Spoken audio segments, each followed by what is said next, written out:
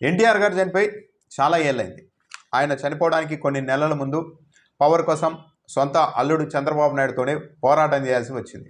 చంద్రబాబు నాయుడు నిర్దాక్షిణ్యంగా తన ముఖం చూసి గెలిపించబడిన ఎమ్మెల్యేలందరినీ లాగేసుకుంటూ ఉంటే చంద్రబాబు నాయుడిని నిలువరించలేక అడ్డుకోలేక ఎన్టీఆర్ చాలా ఇబ్బంది పడ్డారు. వైస్రాయ్ హోటల్ దగ్గరికి వెళ్తే చెప్పులతో దాడి చేశారు. ఆ తర్వాత పార్టీ సింబల్ని లాగేసుకున్నారు. ఆ తర్వాత కనీసం పార్టీ ఫండ్ కూడా ఎన్టీఆర్కు దక్కకుండా చేశారు. ఆ మనోవేదనతో కొద్ది నెలల తర్వాత ఆయన చనిపోయారు. ఇప్పుడు స్వర్గంలో ఉన్నారో మరి ఎక్కడున్నారో కానీ ఎన్టీఆర్, ఆయన ఒపీనియన్ ఏంటో మనకు తెలియదు చంద్రబాబు నాయుడు గారి గురించి, ఇప్పుడు నడుస్తున్న టీడీపీ రాజకీయాల గురించి.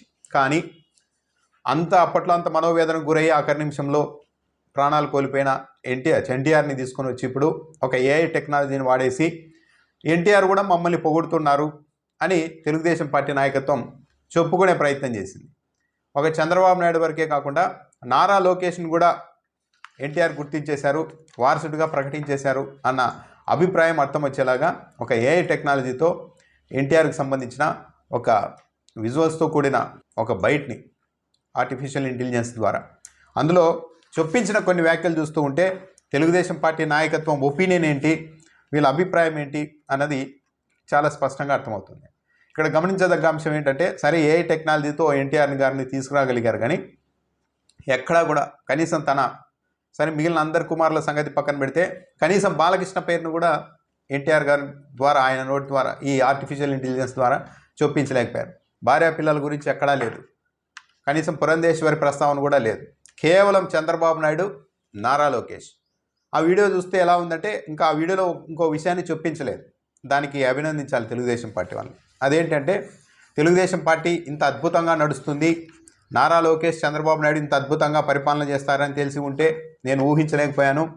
తెలిసి ఉంటే ఊహించి ఉంటే ఆ రోజే ఎన్టీఆర్ చంద్రబాబు నాయుడుతో పోరాటం చేయకుండా నా ఎమ్మెల్యేలందరినీ ఆయన దగ్గరికి పంపించి నేను కూడా ఆయనకి ముఖ్యమంత్రిగా చేసేసి ఆయన క్యాబినెట్లో నేను కూడా మంత్రిగా పనిచేసి ఉండేవాడిని అని ఈరోజు ఏఐ టెక్నాలజీ ద్వారా ఎన్టీఆర్తో చొప్పించలేదు. అంతవరకు అందరూ ఆనందపడాలి. బహుశా ఎన్టీఆర్ పైనుంచి చూస్తూ ఉంటే ఇప్పటికీ కూడా తన అల్లుడు తనని వాడుతున్న తీరును చూసి, ఈ ఏఐ టెక్నాలజీని అడ్డు పెట్టుకొని వాడుతున్న తీరును చూసి ఎన్టీఆర్ కూడా అయ్యారే అని ఆశ్చర్యపోయి ఉంటారు. పైగా ఎన్టీఆర్కి సంబంధించిన ఆర్టిఫిషియల్ ఇంటెలిజెన్స్ బయట ప్లే చేసిన తర్వాత చంద్రబాబు నాయుడు గారు వాడిన ఒక లైన్ అయితే మరీ ఆసక్తికరంగా ఉంది. బహుశా ఫ్యూచర్లో ఎవరన్నా వారసత్వం గురించి చర్చ వస్తే జూనియర్ ఎన్టీఆర్ కదా వారసుడు, మరొకరు కదా వారసుడు అని ఎవరైనా చర్చకు తెస్తే బహుశా ఈరోజు మహానాడులో ప్లే చేసిన ఈ బయటను చూపించేసి స్వయంగా ఎన్టీఆర్ఏ వచ్చి చెప్పారు నారా లోకేష్ వారసుడని. ఇక మధ్యలో జూనియర్ ఎన్టీఆర్ ఎవరు, ఇంకెవరెవరు అని ఏమైనా నమ్మించే ప్రయత్నం కూడా చేస్తారేమో చూడాలి. ఎందుకంటే చంద్రబాబు నాయుడు గారు ఆఖరిలో అలాంటి మాట వాడారు. ఆర్టిఫిషియల్ ఇంటెలిజెన్స్ ద్వారా ఎన్టీఆర్ చెబుతున్నట్లు వీళ్ళు చెప్పిన కొన్ని వ్యాఖ్యలు చూస్తే సైబరాబాద్ కట్టింది చంద్రబాబు నాయుడు, ఇది రెగ్యులర్ డైలాగు. ఎన్టీఆర్తో కూడా చెప్పించేశారు. ఈరోజు నేను పేదల కోసం ₹2 కిలో బియ్యం పథకం పెడితే P4 ద్వారా పేదలను బంగారు కుటుంబాలుగా మార్చే చంద్రబాబు ప్రణాళిక అద్భుతం, మహా అద్భుతం అని చెప్పించారు.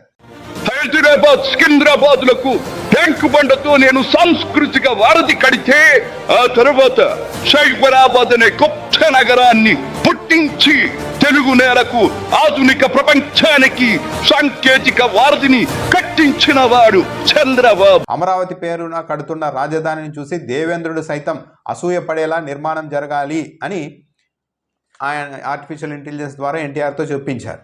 ఇంకా నయం, నేను అక్కడ స్వర్గంలో ఉంటే దేవేంద్రుడు ఒకరోజు నా దగ్గరకు వచ్చి ఇప్పటి వరకు ప్రపంచంలోనే అద్భుతమైనది మన స్వర్గం, మన దేవలోకమే అనుకున్నాం, మీ అల్లుడు చూస్తుంటే అక్కడ అమరావతి కట్టేసి మనకు పోటీగా మన దేవలోకమే చిన్నబోయేలాగా ఇక్కడ ఓ ప్రణాళిక రచిస్తూ ఉన్నారు, అది ఎంతవరకు కరెక్ట్ అని నా దగ్గరకు వచ్చి ఆవేదన చెందారు దేవేంద్రుడు అని ఎన్టీఆర్తో చొప్పించలేదు. అక్కడి వరకు అభినందించాలి.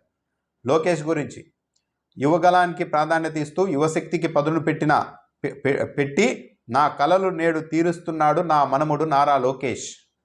అధికారానికి సరైన నిర్వచనం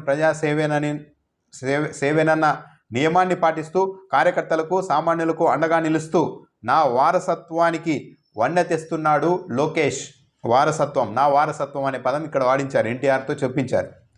గగన సీమ నుంచి చూసి అయ్యారే భలా మనవడా అని నా మనసు మురిసిపోతోంది అని ఎన్టీఆర్తో చెప్పించారు. యువగణానికి ప్రాధాన్యమిచ్చి యువశక్తికి పదును పెట్టి నా కలను నేరు తీరుస్తున్నాడు నా మనవడు లోకేష్. నా వారసత్వానికి వన్నెదిస్తున్నాడు లోకేష్. గగనసీమ నుండి ఇది చూసి అయ్యా రే ఫలా ఫలా మనవడా ఫలా అని మురిసిపోతోంది నా మనస్సు. నా వారసత్వానికి వన్నెదిస్తున్నాడు నారా లోకేష్ అని ఎన్టీఆర్తో ఆర్టిఫిషియల్ ఇంటెలిజెన్స్ ద్వారా చెప్పించడం ద్వారా తెలుగుదేశం పార్టీ నాయకత్వం ఎలాంటి ఆలోచనతో ఉంది, తెలుగుదేశం పార్టీకి తదుపరి వారసుడు నారా లోకేషే అని అధికారికంగానే గుర్తిస్తున్నట్టుగా ఉంది.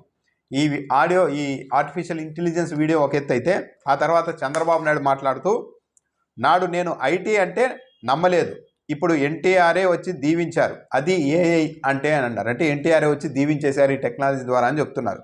పాపం అమాయకులు ఎవరైనా ఉంటే, నమ్మే వాళ్ళు ఉంటే, ఏమో ఏఐ టెక్నాలజీ ద్వారా ఎన్టీఆర్ని స్వర్గం నుంచి మళ్ళీ ఇప్పటికి రప్పించారేమో చంద్రబాబు నాయుడు, ఈ టెక్నాలజీతో అది సాధ్యమవుతుందేమో, స్వయంగా ఎన్టీఆర్ఏ భూమికి దిగివచ్చి ఇవన్నీ మాట్లాడారేమో అని కూడా అమాయకులు ఎవరైనా నమ్మే అవకాశం కూడా ఉంది. నమ్ముతారన్న ధీమా కూడా వీళ్ళకు ఉండొచ్చేమో. బహుశా రేపొద్దున ఇంక అదే వారసత్వం కోసం ఎవరైనా పోటీకి వచ్చినా, ఆ చర్చ జరిగినా ఈ వీడియోని కూడా చూపిస్తారేమో. మహానాడులో స్వయంగా ఆర్టిఫిషియల్ ఇంటెలిజెన్స్ ద్వారా ఎన్టీఆర్ఏ దిగివచ్చి నారా లోకేష్ను దీవించారు, ఆశీర్వదించారు, ఆయనే నా వారసుడు, వారసత్వం అని ప్రకటించారు. నారా లోకేష్ పనితీరును చూసి భలా మనవడా అంటూ నా మనసు మురిసిపోతోందని ఎన్టీఆర్ఏ చెప్పారు. కాబట్టి ఇంకెవరు ఉంటారు వారసులు అని కూడా వార్తాడు ఏమో కానీ చూడాలి. పనిలో పనిగా వైఎస్ఆర్ కాంగ్రెస్ పార్టీని, జగన్మోహన్ రెడ్డిని కూడా ఎన్టీఆర్తో తిట్టించి ఉండేవాళ్ళే, కానీ ఆ పని చేయలేదు. అంతవరకు వైఎస్ఆర్సీపీ వాళ్ళైతే ఆనందించాలి. కాకపోతే బాలకృష్ణ పేరుని కనీసం ప్రస్తావించకపోవడం మాత్రం బాధాకరం.